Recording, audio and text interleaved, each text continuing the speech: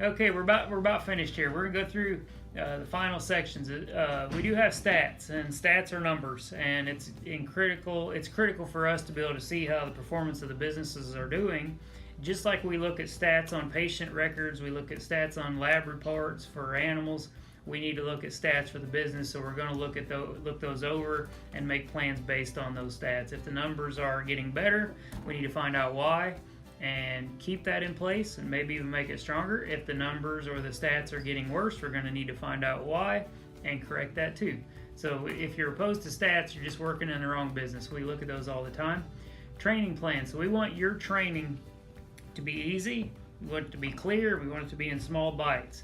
So the way we have the training set up is you read or watch a video like you're doing now, read the policy, then you answer a set of quiz questions that will help us to know that you understand what you read, and then you have the chance to demonstrate or practice that skill in order to show your supervisor that, hey, I got it. And it may take a long time. It may take 1 minute to do all of those steps. It may take an hour. It may take 2 hours. But that's okay. It gives you a chance in a protected environment to do that practice as opposed to when you're in front of clients and existing staff members.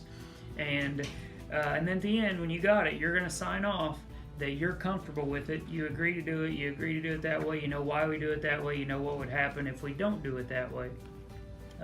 And then we have corrections. Corrections are just retraining. Even if it comes down to the core values or the attendance policy, a correction is just retraining on that so we get back on the same page and we're all following the same guidelines. We encourage you to get promoted and transferred, but there are certain guidelines to get a promotion. You can see that under transfers and promotions. I'm now on weekly areas of inventory. It's in table contents as well, but it's very simple. If it works well, and if it doesn't work or somebody doesn't follow it, it's horrible because we run out of drugs.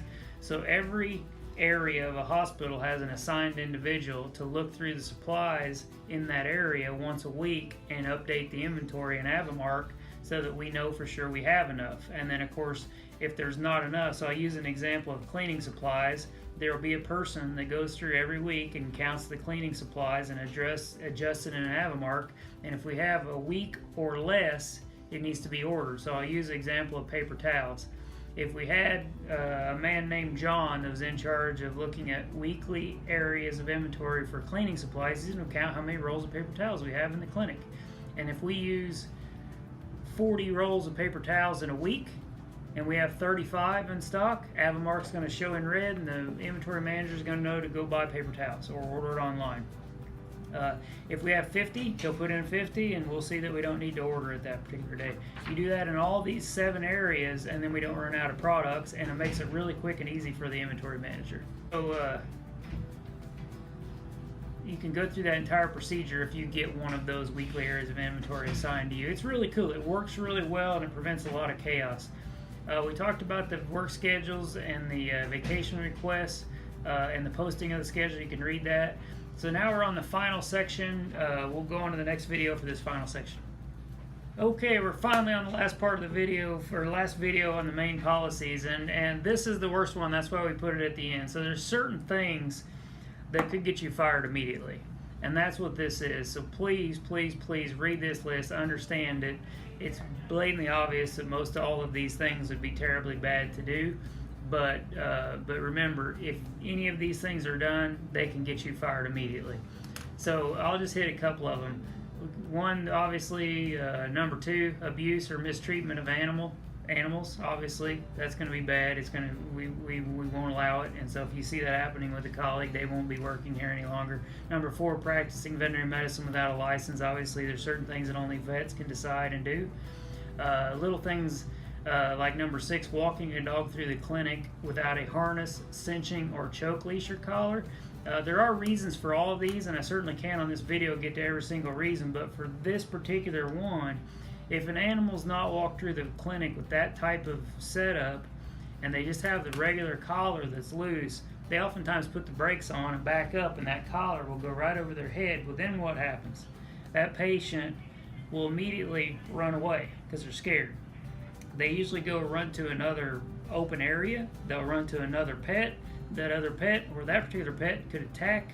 Those two animals could attack each other, or I've seen it happen where they run to where a door's open and end up outside loose, running down the highway. And of course, we can prevent all that by having one of these harnesses, cinching, or choke leash or collars on. If you're carrying a small dog, it's okay, they don't have to have that on. But if you're walking a dog, it has to have that on there every single time. Doesn't even matter if they're just walking from the exam room into treatment. They have to be under control, and when they're on a regular collar that's not cinching or a choke collar, they're not under control. So you can go through every part of this. There's a bunch of them on here.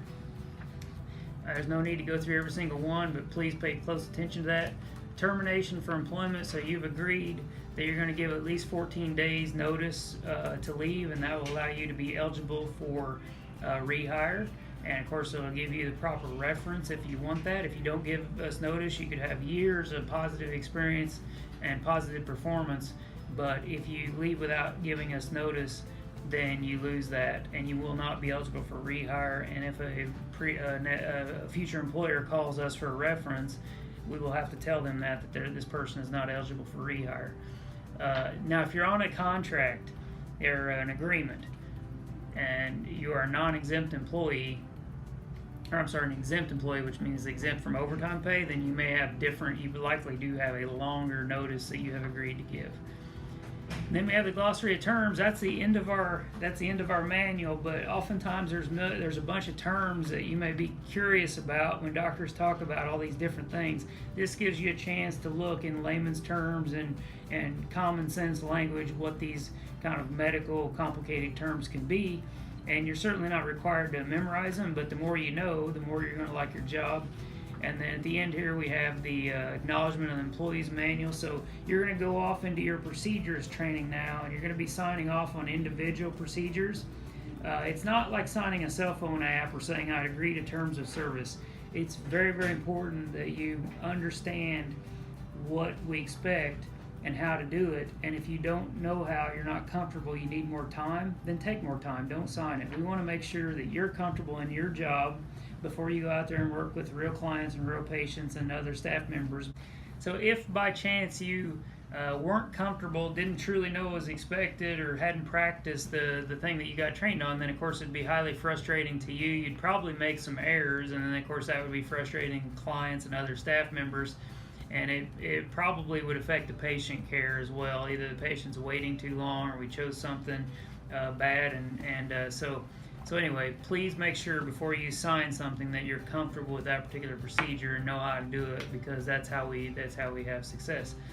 You will be signing, the first thing you'll sign is this acknowledgement of the employee's manual, and it's this video that we went through in this manual. So please sign and date, and we'll move on to the fun stuff, the procedures that's actually in your job. Thank you, guys.